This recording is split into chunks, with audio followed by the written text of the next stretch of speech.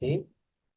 Se fijan aquí del lado izquierdo, un hombre muy musculado que mide 1,80 y pesa 113 kilos. Y del lado derecho, un hombre rollizo, vamos a decir gordo, que tiene la misma estatura, el mismo peso. Si lo vemos como número, diríamos, bueno, pues los dos están obesos, pero la composición es diferente.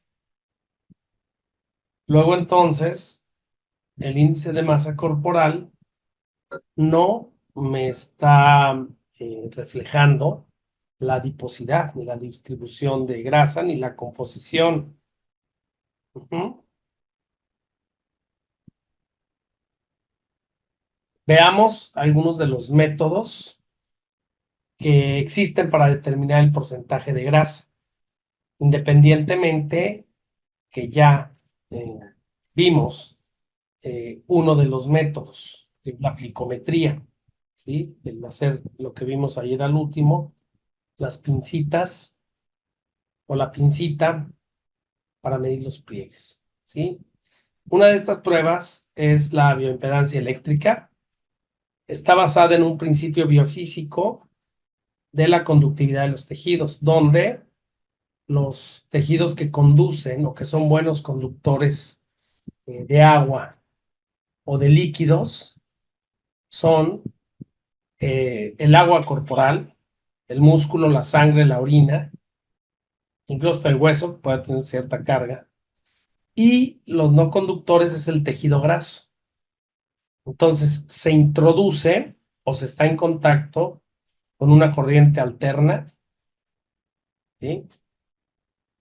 Y se mide la oposición al flujo de dicha corriente entre dos puntos, ¿no? De esto pueden encontrar ustedes básculas donde tengan los electrodos en los pies, donde ustedes se paran, o que tengan los pies y aparte tengan algunas manijas para captarlo también en manos y que esta corriente gire. La efectividad de estos aparatos depende de la cantidad de electrodos que tengan. ¿Mm? Y, y esto depende también de la calidad de los aparatos. Es una prueba bastante buena. ¿Sí? La impedancia bioeléctrica entonces ayuda a medir, considerando, por supuesto, ya hay aparatos muy avanzados, el género, el peso, la estatura y la edad. Ajá. Cuando es de una frecuencia muy baja o monofrecuencia, de una sola frecuencia, puede medir grasa, masa libre de grasa, agua total y algo que se llama ángulo de fase, que es un concepto pues, prácticamente nuevo, que tiene que ver con el potencial eh, eh, de, de, de resistencia de la membrana celular, ¿sí?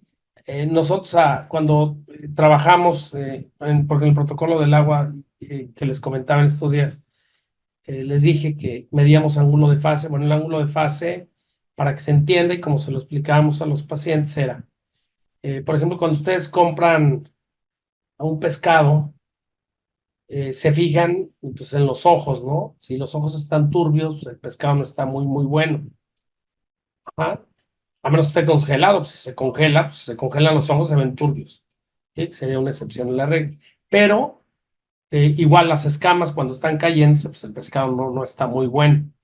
Em, pero si ustedes lo empujan con el dedo índice, que lo pongan así y lo presionen el pescado, si a la hora que lo presionan, sienten que al soltarlo regresa rápido la piel del pescado, ¿sí? Es que está más o menos fresco, que está en un buen estado.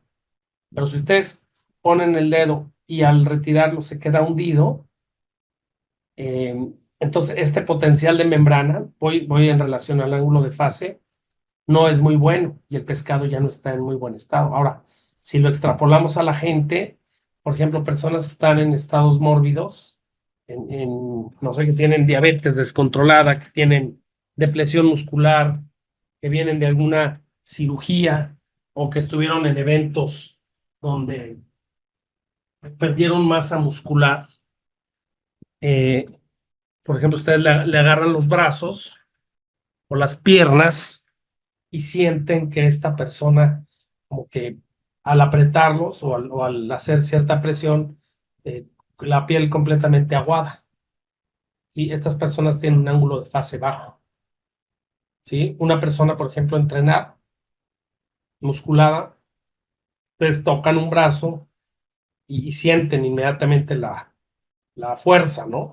El músculo que está prácticamente se realza en la piel. Aquí el ángulo de fase es alto, entonces es una forma más o menos de entender lo que significa el ángulo de fase sin hablarlo en términos físico-químicos, porque habla de un potencial de membrana, ¿sí?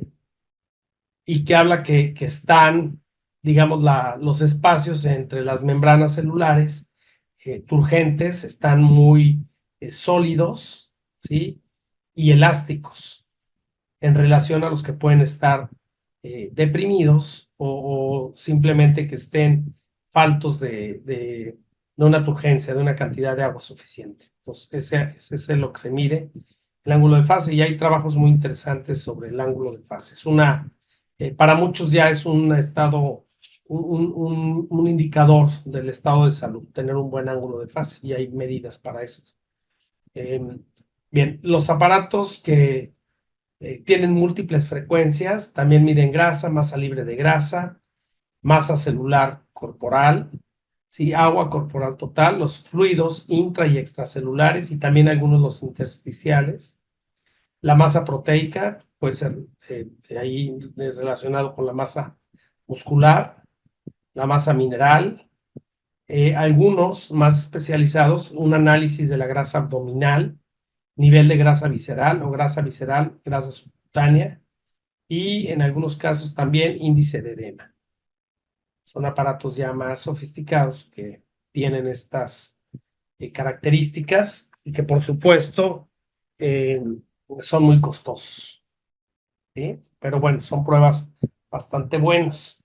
Aquí están algunos ejemplos de los equipos. Se fijan, pueden aquí en los pies y tiene para agarrarlo. Entonces la corriente va haciendo completamente el circuito. Es importante que la gente que se pone en estos aparatos, se mide, no tenga objetos metálicos porque interfieren con el paso de la corriente eléctrica, igual que no tengan marcapasos, que no tengan aparatos que... Hay unos incluso que hasta calculan la edad biológica. Este, por ejemplo, tiene aquí un sonar que mide la estatura, con el mismo principio que los sonares de los submarinos y de los barcos detectan a los objetos con una emisión de sonido que rebota. Entonces, aquí está. Son aparatos, les digo, tienen un cierto precio. Pero les voy a mostrar ahorita lo que es el estándar de oro. ¿Se acuerdan de que ayer mencionamos el término estándar de oro para la medición de grasa, sobre todo de grasa total? Esta técnica se llama pleismografía, ¿sí? Es un término para determinar por medio de densitometría, por desplazamiento de aire, la cantidad de grasa y la cantidad libre de grasa en adultos y en niños. Es un sistema que aquí, como lo dicen, aquí lo pueden ver, digo, no sé cómo es su inglés, gold standard, un estándar de oro, ¿sí? Que se emplea, vamos a ver más adelante uno de los métodos antiguos, o no sé, no, creo que lo vimos ayer, de que era sumergir una persona en agua para cantilar la densidad y se hacían pruebas para, si no viene más adelante, pero este maravilloso aparato lo hace con aire, por desplazamiento de aire en lugar de agua. Y entonces tiene un alto grado de exactitud y además aparatos en resultados rápidos, y confiables, que es lo más importante. Es el aparato. Ujú. Entonces da una mayor exactitud, hablando de las medidas de la densidad. Claro, me calcula la grasa total, porcentaje de grasa total. Acuérdense que es subcutáneo. Da información, les decía, de la masa grasa y la masa libre de grasa. Además, calcula, una vez que le carga uno los datos, básicamente peso, talla, edad y género, la energía, el gasto total de energía, ¿sí? Viene con una interfase conectada a una computadora, ¿sí? Donde se pueden ver e imprimir los resultados. Ujú. Eh, Ayuda a prevenir ecuaciones cuando hay, por ejemplo, hay que medir la cantidad de aire o de gas a nivel de tórax en algunas personas para hacer ecuaciones predictivas, por ejemplo, en personas que tengan problemas ventilatorios y todo eso, que sería en algún otro uso.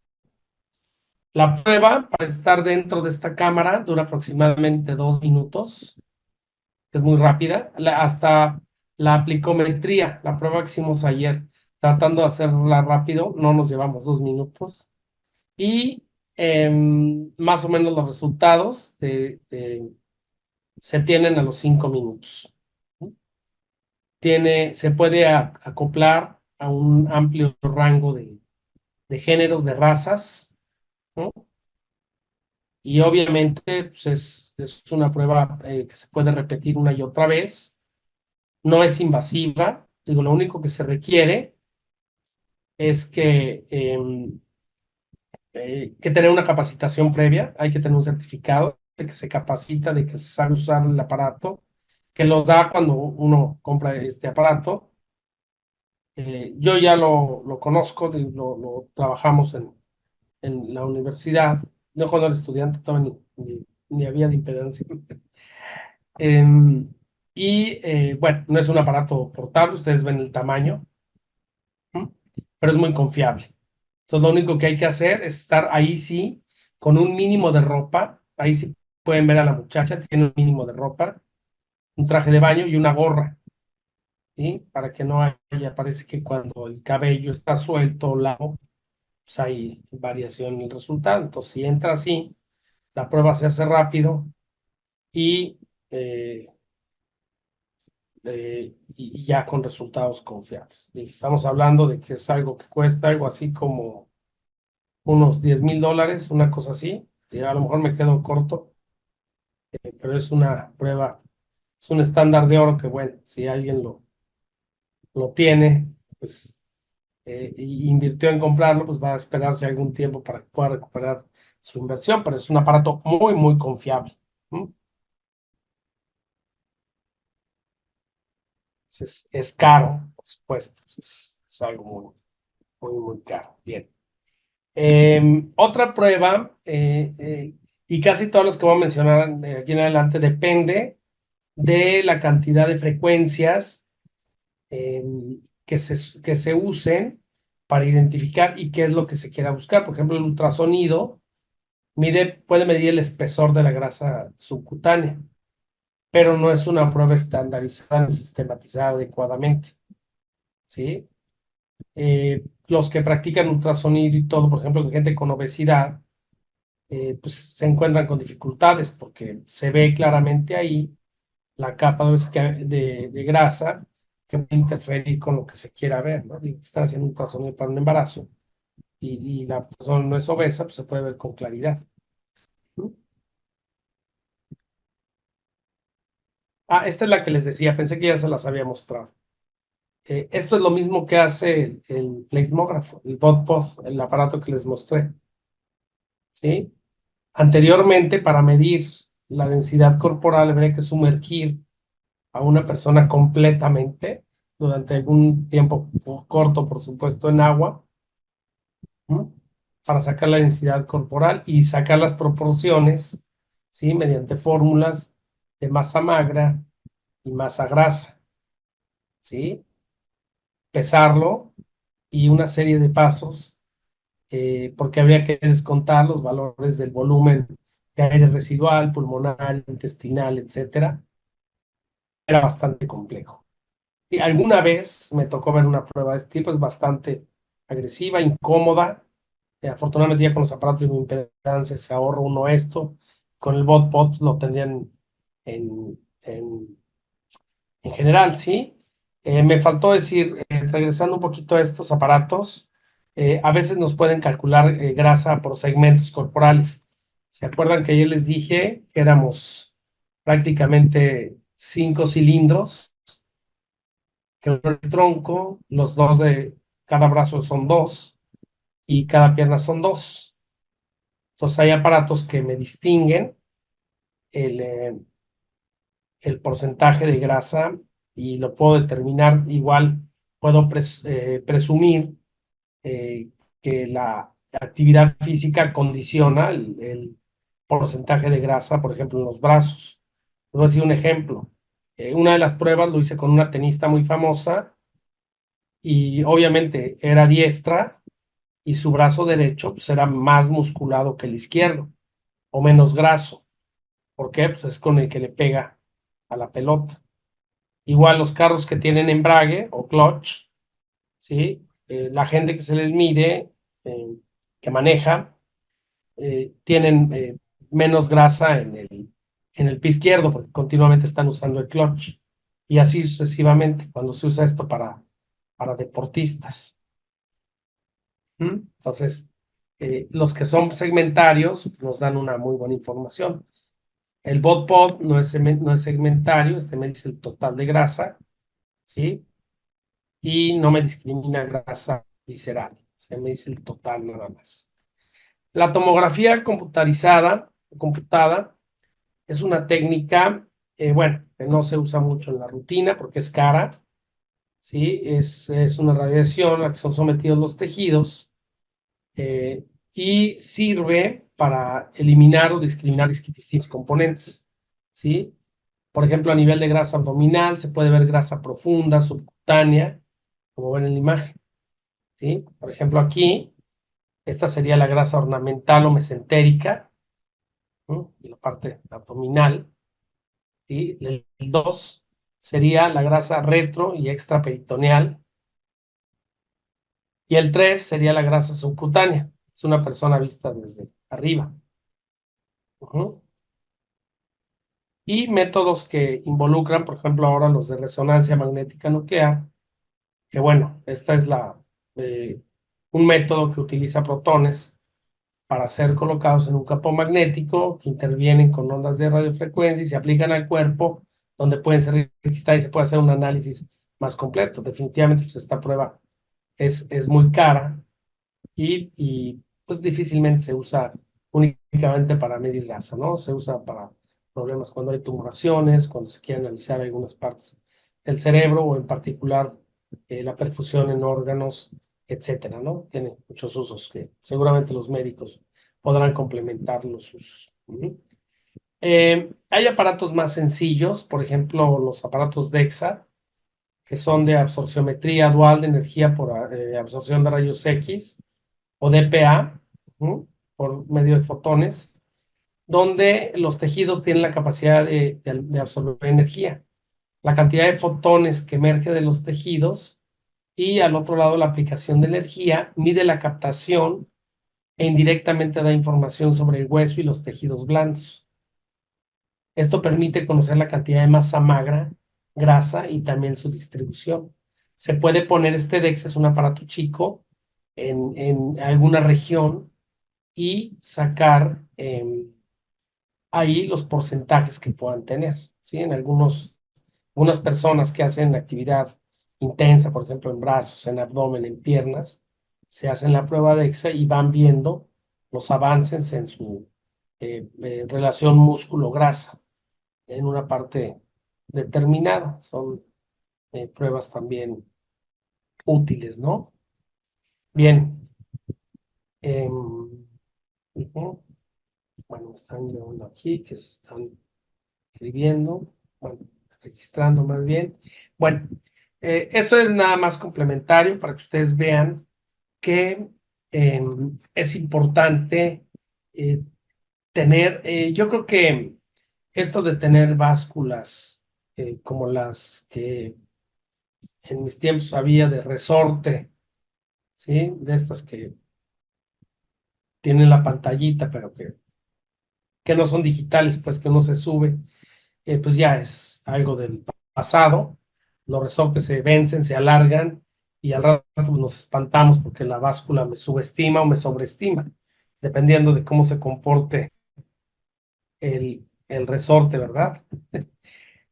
Ahorita ya hay mucha tecnología, hay empresas que hacen estos y que los distribuyen, los llevan prácticamente a cualquier lugar. Ahora con los métodos de distribución y de compra, de que los llevan a uno a la casa las cosas, uno puede tener un material. Yo les aseguro que tan importante como tener un buen teléfono celular será tener un aparato que me mida con precisión el peso, ¿sí?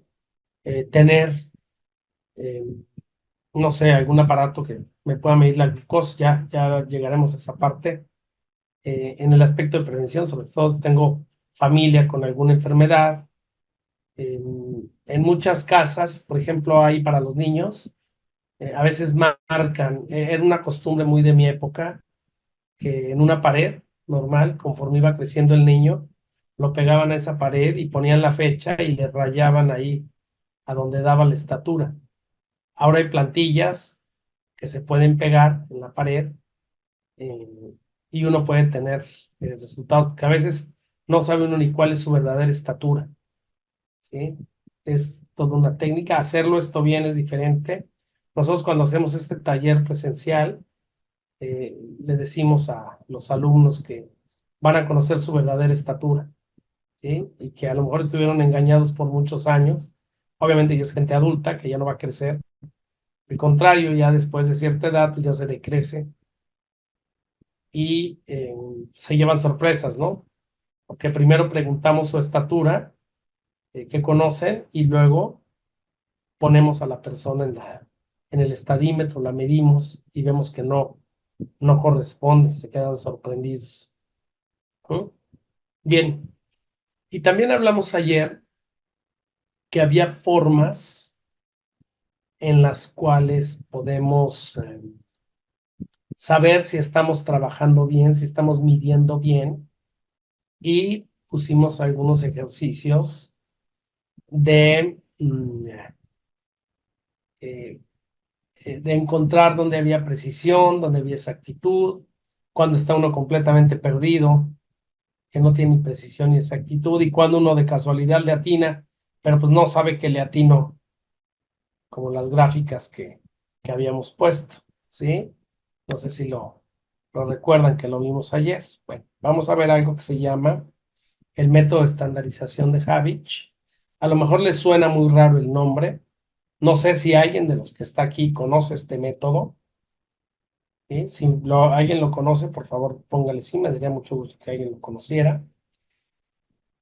Aquí me lo anotan, si ya lo conocen, para que me ayuden a explicarlo. No se crean.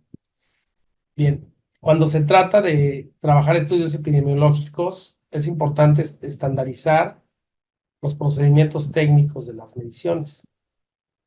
En toda actividad o estudio científico participan diferentes observadores y la falta de unidad o de uniformidad reduce la sensibilidad de los resultados y puede conducir a conclusiones falsas. Cuando uno no tiene una buena técnica, uno no se fijó en la explicación, el aparato no está calibrado, pueden haber muchos factores. Entonces, la estandarización es el proceso de enseñar al equipo encargado de realizar la actividad en cómo hacer mediciones y revisar la precisión y exactitud de cada participante en las mediciones. Esto lo hacemos nosotros en los talleres de estandarización. De hecho, tenemos ya algunos otros cursos propuestos, o si ustedes siguen interesados en el área de nutrición, que es muy amplia. Ayer les mostraba todo lo que podía hacer un nutriólogo, ¿no? O todo lo que podía hacer cualquier persona que se interesara en la nutrición, desde partes estéticas, muy elitistas, hasta cocina, consejería, cursos, etcétera. Entonces, una parte importante será medir correctamente. Digo, eh, eh, a mí me da mucha tristeza cuando voy a algún hospital, una clínica, y veo que están empezando a la gente con ropa y chamarra, y le miden la estatura con zapatos, y están midiendo también eh, eh, están pesándolo, perdón, con mucha ropa y la cintura, pues el paciente está metiendo el estómago, lo están midiendo la estatura y están subiendo la cabeza, que dice uno, uy, como cualquiera de nosotros, cuando ven que no están haciendo algo bien, dicen, ay, ¿cómo es posible que esto lo pasen o lo publiquen? Ajá. Entonces, aquí lo que pretendemos, hay un manual de esto que lo vamos a tener la semana que entra, es algo que se trabajó en México, viene con fotos sobre cuáles son las mediciones y vienen las mediciones que me preguntaban ayer, de cuando una persona no se puede parar, la famosa medición de William Cameron Chumlea, la de talón rodilla. Pues en esas medidas se pueden apoyar. Es todo un manual que van a tener, ¿no? Bien. Entonces, quedamos que la precisión era la habilidad de repetir una medición en el mismo sujeto con una variación mínima, y la exactitud es la habilidad de obtener una medición lo más cercano al estándar ya aceptado o establecido, el estándar de oro. O sea, cuando lo hago como el que sí lo sabe hacer. ¿Se acuerdan? Y pusimos aquí, después de esto estaba y vamos a ver este ejercicio. Tiene algo de aritmética, pero que no nos espanten los números. Por ejemplo, miren, aquí lo que se va a medir es un grupo de 10 personas. Se van a medir la estatura, ¿sí? Todos van a medir a todos y todos van a ser medidos, ¿no? Entonces, aquí están. Obviamente no aparece el dato de la persona que está midiendo. En total son 10, pero yo no me voy a medir a mí mismo, pero otra persona me va a medir. Y me va a dar mi medición. Aquí está el nombre de los participantes. ¿Sí? Cualquier semejanza con la realidad. Bueno. Y viene una serie de cuadros que dice medición A, medición B, diferencia B, D al cuadrado, signo. Ahorita vamos a ver cada uno. Entonces, toma la medición A de la estatura. Este es el de un participante. Tomó la medición de cada uno. A esto le llamamos medición A. ¿Se acuerdan ayer que les dije que había que medir 2 veces y sacar un promedio? O sea, generalmente cuando uno toma una medida hay que cerciorarse de que sí esté bien y volverla a tomar, sacar un promedio. Entonces aquí este método nos pide medir 2 veces. Entonces mido una vez y tengo estos valores. Retiro al paciente del estadímetro donde estoy midiendo. Aquí sí es en un estadímetro. El instrumento este que vieron que se pegaba a la pared y que había que calibrarlo en cero, a ras de piso, que como lo vi en la sesión de ayer. Y se retira al sujeto y dice, y lo llaman otra vez, vente, te voy a volver a medir. Y esa va a ser la medición B. No se vale medir una vez y decir, bueno, es esta y esta misma mides en el otro, porque entonces no voy a probar mi precisión. La cosa es desde cero, si vuelvo a encontrar el punto de medición. Entonces medí A y medí B y veo que hay una variación en las mediciones en cada uno de los que yo medí. ¿Me fijan? Entonces, medición A es diferente prácticamente en todos los casos a medición B. ¿Qué hago? Mi siguiente paso es sacar la diferencia de A y de B.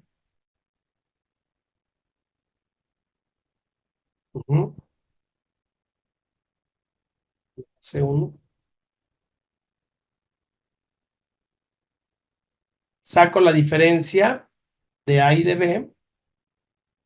Sí, por ejemplo, aquí es punto 7. Aquí de punto 9 a punto 1 es punto 8, es esto. Esto iría aquí en esta columna. Esta diferencia la elevo al cuadrado. ¿Sí? No sé por qué se me desacomodó. De 1.48, que fue la primera medición, a 1.48.7 y punto 7, y así sucesivamente con los demás. ¿Mm? No tiene gran chiste esto. Lo que hay que vigilar aquí es que las mediciones que sean honestas, porque vamos a medir precisión y exactitud, ¿se fijan? Las dos variables que son importantísimas. Y pueden hacerlo no nada más en mediciones, pueden hacerlo en otras cosas en las que ustedes se consideren expertos. ¿Qué hago con este valor? La diferencia AB. Ah, bueno, lo voy a elevar al cuadrado, se lo voy a multiplicar por sí mismo. Y punto 7 por punto 7 me da punto 49, punto 8 por punto 8, punto 64 y así sucesivamente. Es la altura en metros, en centímetros, sí, claro. Es la altura en centímetros, sí, sí. No, en metros, no, ni que fueran los gigantes de Tula. En centímetros. Ujú. Sin redondeos, aquí no hay redondeos, aquí tiene que ser lo que nos da. Y ya que se elevó al cuadrado, esto va a ser mi precisión. Valores abajo de 5, incluso abajo de 7 de precisión, son buenos, después de lo que, depende de lo que se esté midiendo. Ujú. Aquí mostró una precisión de 5.56. La precisión es, fíjense bien, la precisión es medir contra mí mismo. O sea, ¿qué tantas veces estoy midiendo acertadamente? ¿Sí? Es decir, si vamos a la gráfica que vimos ayer, que era como una gráfica, una diana de tiro al blanco, ¿cuántas veces estoy acertando en el mismo punto? Todavía no sé si está bien, pero nada más cuántas veces estoy acertando ahí, a darle ahí, ahí, ahí en el mismo lugar. Yo no sé si está bien, pero sé que tengo una precisión aquí hasta donde va bastante buena. Luego, resulta ser que hay que poner el signo. ¿Qué es el signo? Ok. El signo es la relación entre la primera y segunda medición. Si la primera medición es menor a la segunda, el signo es negativo.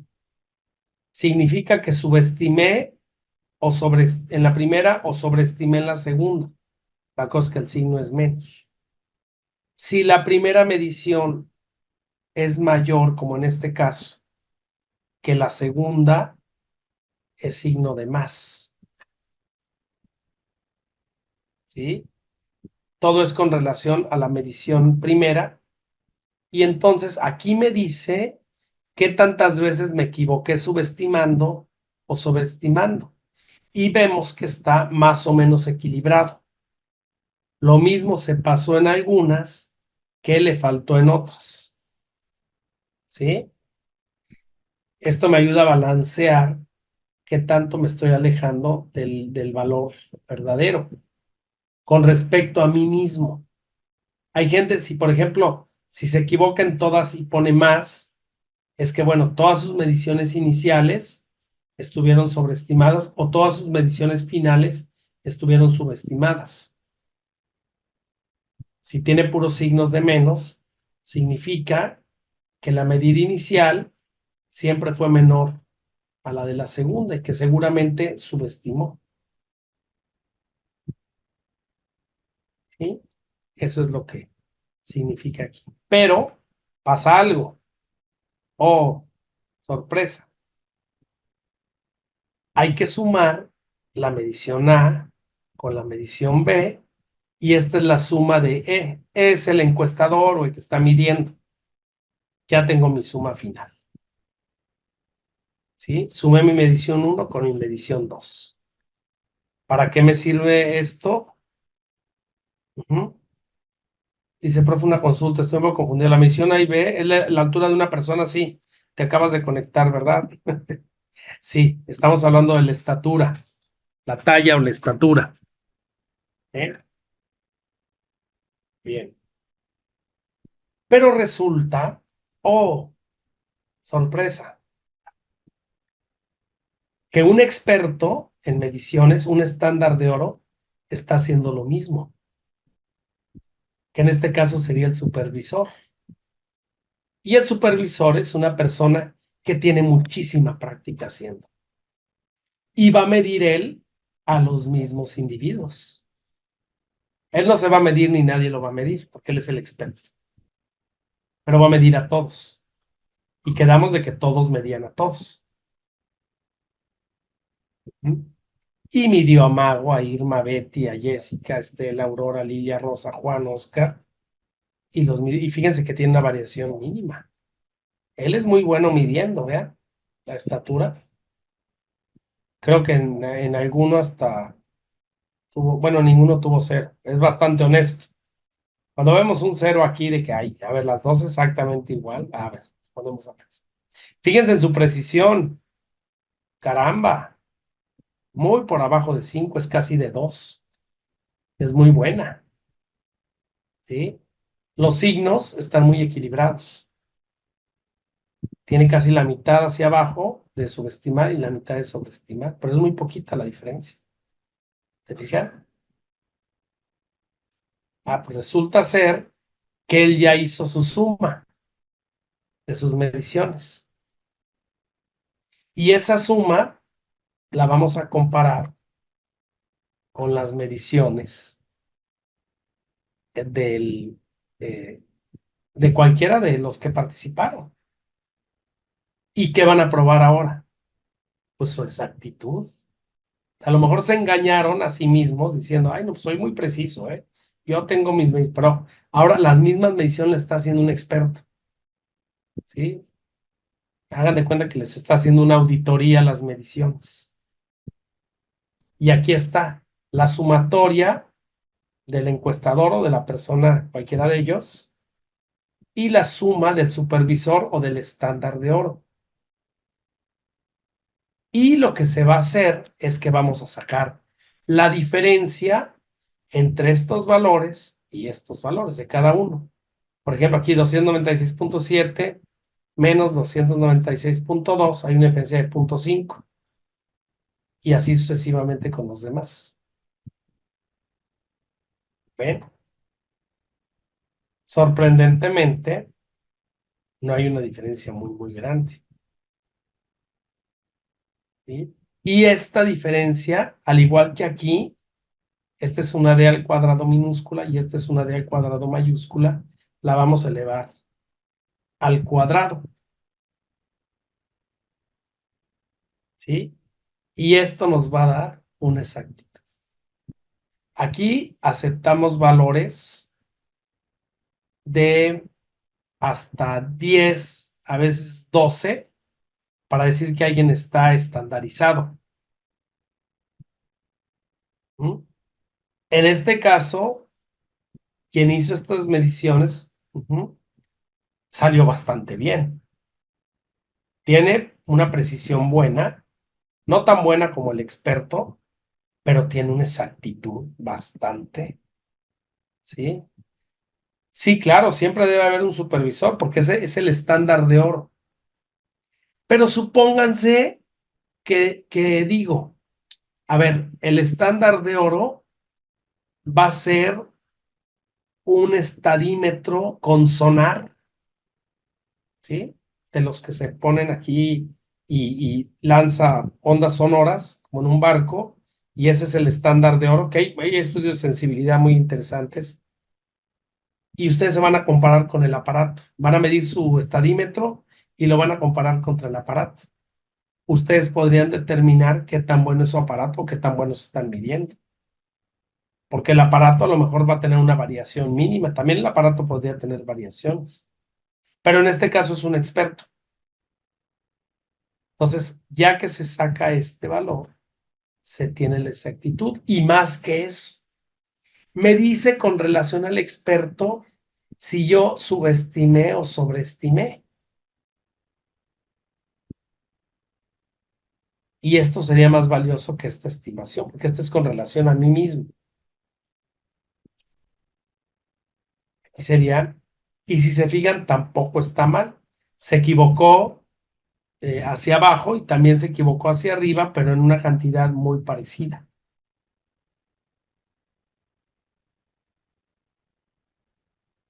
¿Cómo ven?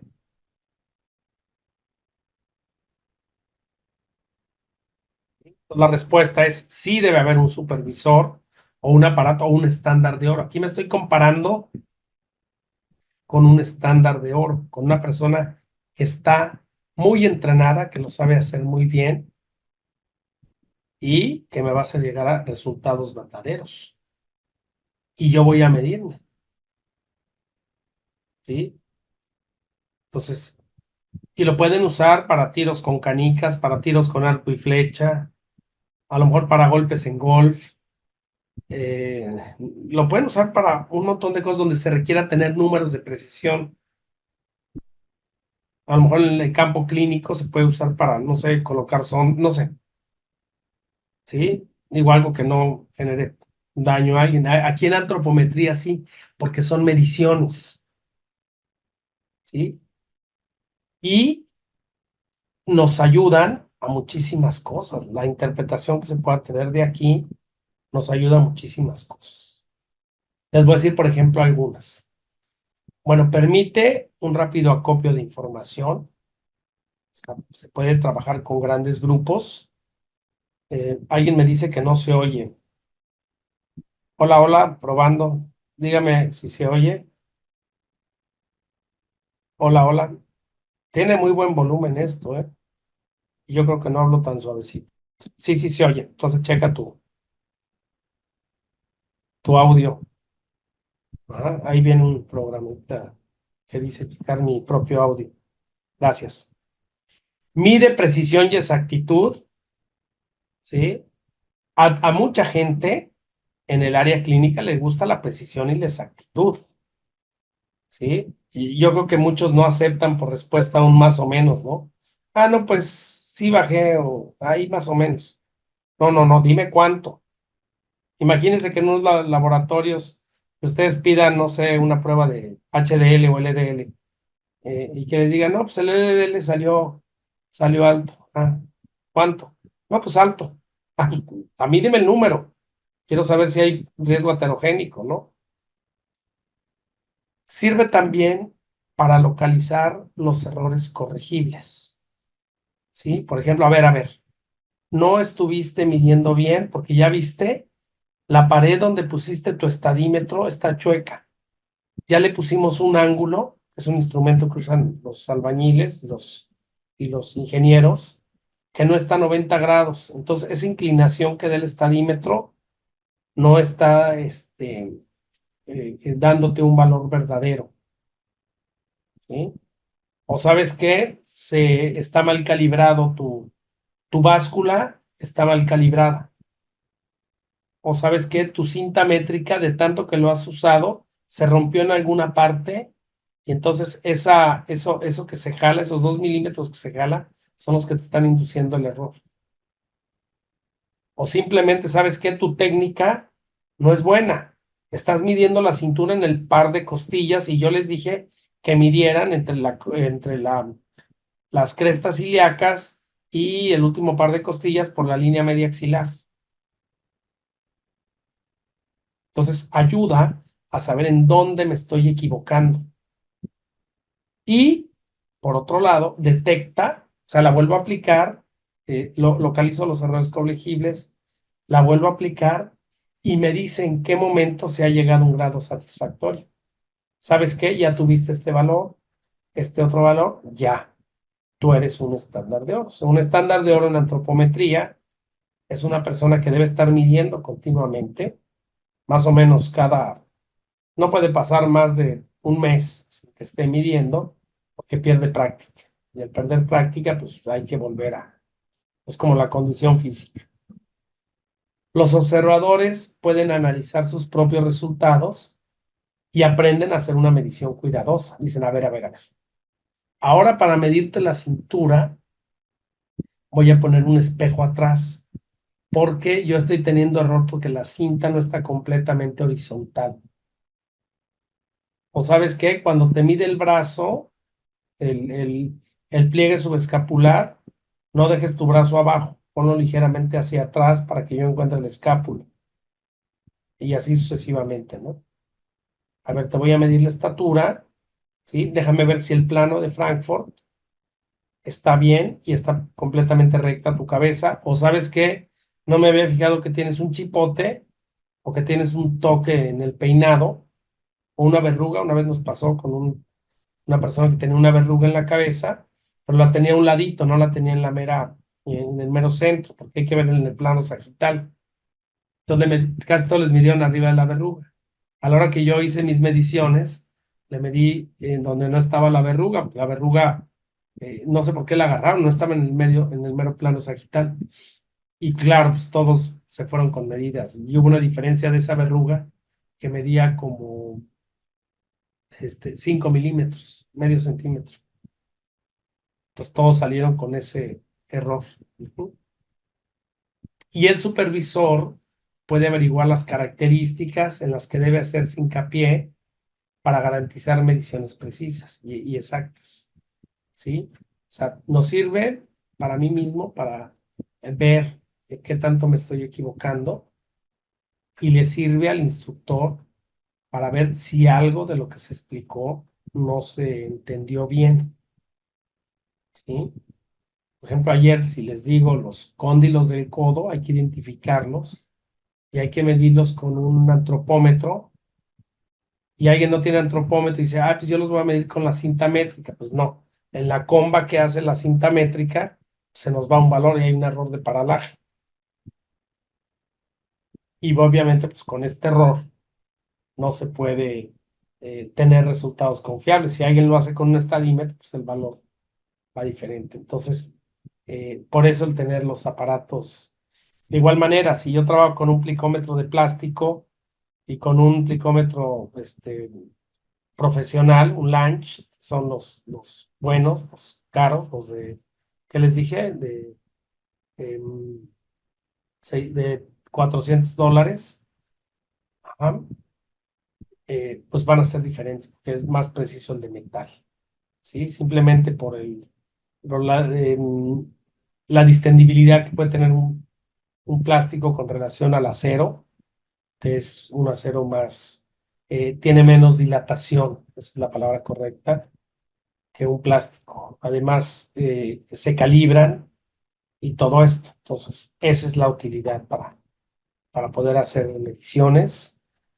Digo, si las quieren hacer ustedes bien hechas, todo, pues esa es una. Y eso es lo que es de lo que se trata en la parte. Ya me salí, ¿verdad? Ok, bueno, pues ese es el método. Ahí queda. Yo lo trabajo desde hace muchos años, más de 20 años el método de Harris. Me ha tocado estandarizar a muchos grupos, ya rebaso los 500 personas o más, ¿no? Ya perdí la cuenta. Y de verdad que es de mucha utilidad, ¿sí? Medir no es cualquier cosa, hay que medir bien, hay que medir, es eh, toda una serie de pasos eh, que se requieren y tener un equipo. Entonces yo les puedo recomendar que se compren una buena báscula, es una buena inversión, ¿sí?